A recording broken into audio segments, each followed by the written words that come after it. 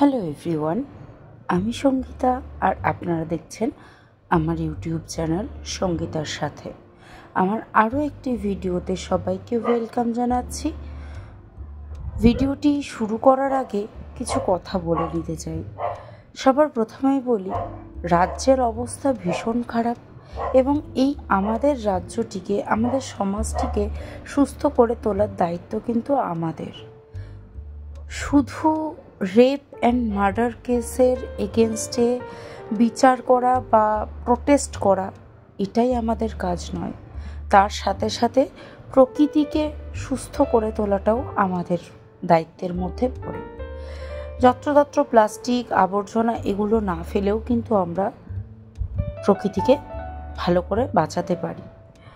আর নিজেদের ঘর থেকেই শিক্ষাটা দেওয়া শুরু করি আমরা, যে সবাইকে সম্মানের চোখে দেখব, সে ছেলে হোক বা মেয়ে, উভয় লিঙ্গ এবং সমকামী প্রত্যেকটা মানুষকে সম্মানের চোখে দেখা উচিত এবং সম্মান দেওয়া উচিত। আর বেশি জ্ঞান দেব না, জানি এই কথাগুলো হয়তো আমার মুখে মানায় না, তাও বললাম, কারণ আমার বাড়িতেও একটা আমার কন্যা সন্তান আছে। আমিও চাই তার জন্য একটা সুষ্ঠু সমাজ গড়ে উঠুক।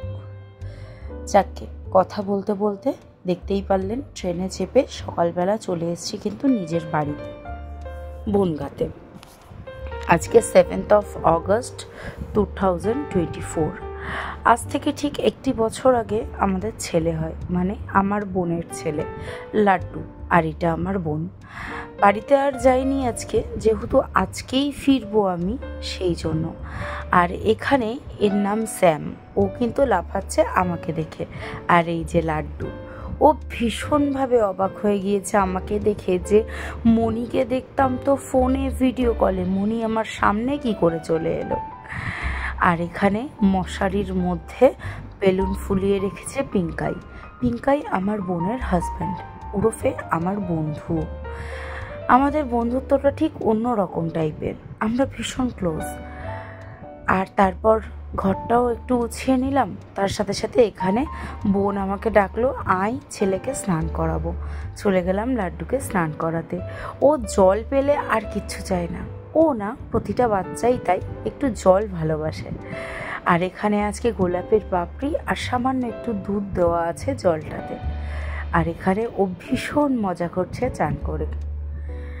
তারপর চান ঠান করিয়ে নিয়ে আমি চলে গেলাম রেডি হতে। সকালবেলা যেই ড্রেসটা পরে এসছি সেই ড্রেসটা চেঞ্জ করে অন্য একটা কুর্তি পরবো। আজকে কথা ছিল অনেক রকম কিছু করার, অনেক প্ল্যান করার। সত্যি কথা বলতে শরীর একদম ভালো নেই, খুব ঠান্ডা লেগেছে, সাথে মেয়েটারও জ্বর ছিল। তাও এসছিলাম, যেহেতু ওর 1ম বছর জন্মদিন। বোন অনেকবার করে ফোন করেছে, দিদি আয়, তুই না আসলে পুরোটাই ইনকমপ্লিট থেকে যাবে। সেই জন্য এখন ওর সাথে একটু খেলা করে নিলাম, তারপর ওকে খাইয়ে দাইয়ে ঘুম পাড়িয়ে দেওয়া হয়েছিল। আর আমি রেডি হয়ে ততক্ষণে ব্লগিংটা শুরু করে দিয়েছি, সেই জন্য এগুলো। আর রুম কিন্তু রেডি করে ফেলেছি। এই রুমে খুব বেশি বেলুন দিতে বারণ করেছিল। এখানে আমার বাবা ঘুমোচ্ছে আর 2 ভাই তাদের ফোন দেখছে। এটা আমার ছোট কাকিমা, আর আমার ভাই সামনে থেকে বেরিয়ে গেল, ছোট ভাই। এই ঘরটাতেই ওকে খাওয়ানো এবং জন্মদিনটা পালন হবে, সেই কারণের জন্য এই ঘরটা ডেকোরেট করা হয়েছে। এখানে ফল, চিপস, আর এটা হচ্ছে সন্টাই, আমার বড়দির মেয়ে।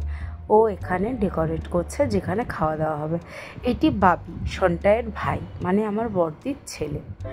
আর এই ঘরটা পুরোটা ডেকোরেট করা হয়েছে। এটা হচ্ছে বাসন্তী মাসি, আমাদের বাড়িতে আমার বড় মার বোন, উনি আমাদের বাড়িতেই থাকে। আর এই হচ্ছে পিঙ্কাই, ও এখানে গেটটা সুন্দর করে সাজাচ্ছে। ছেলের বাবা বলে কথা, আজকে কি আর নিঃশ্বাস ফেলার সময় আছে? ও গেছিল বাজারে, বাজার থেকে এসে আমি বললাম, দেখ এখানে হাত পাচ্ছি না, তুই একটু করে দে। তাই ও ওইখানটা ডেকোরেট করেছিল। আমরা তারপর এখানটায় বসে সব কিছু রেডি করছিলাম, আমি আর সন্টাই দুজনে মিলে। বোন, ছেলের মা, সে তো সব কাজে ব্যস্ত ছিল, এখন অনেক কষ্টে ধরিপড়ি করে এসে ছেলের পাশে বসেছে। মা না বসলে ছেলেকে খাওয়াবে কে? আর বাচ্চা তো মা ছাড়া নড়বেই না।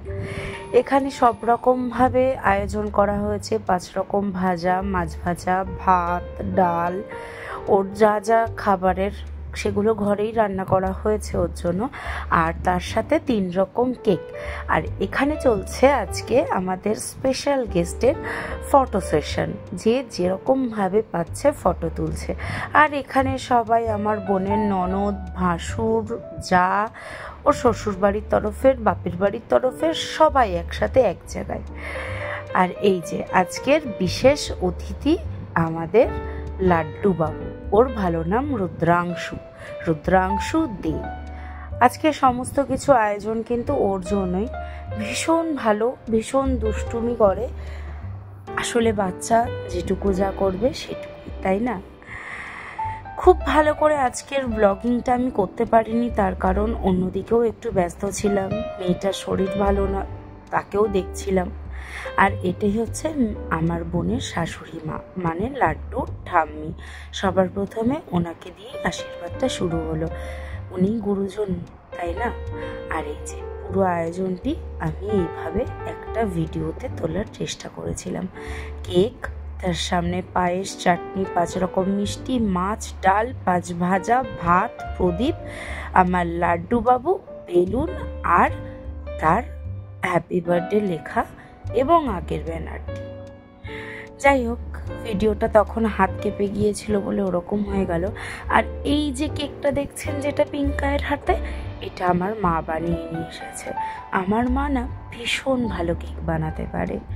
আর আমাদের পৃথিবীর সবচাইতে শ্রেষ্ঠ কেক যদি বলি, তাহলে সেটা আমার মায়ের হাতের বানানো কেক। আমাদের জন্মদিনগুলো আমার মায়ের হাতের বানানো কেক না কেটে পূর্ণ হয় না। সে যেরকমভাবেই হোক মা ঠিক পৌঁছিয়ে দেবে কিন্তু কেকের কাছে। এখানে চলছে মামার আশীর্বাদের পালা। ছোট মামা ওকে আশীর্বাদ করছে।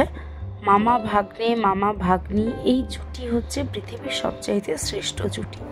ভাই বোনের ঊর্ধ্বে এই জুটি। বলে মামা ভাগ্নে যেখানে, বিপদ নাই সেখানে। এটা একদম বাস্তব সত্যি কথা।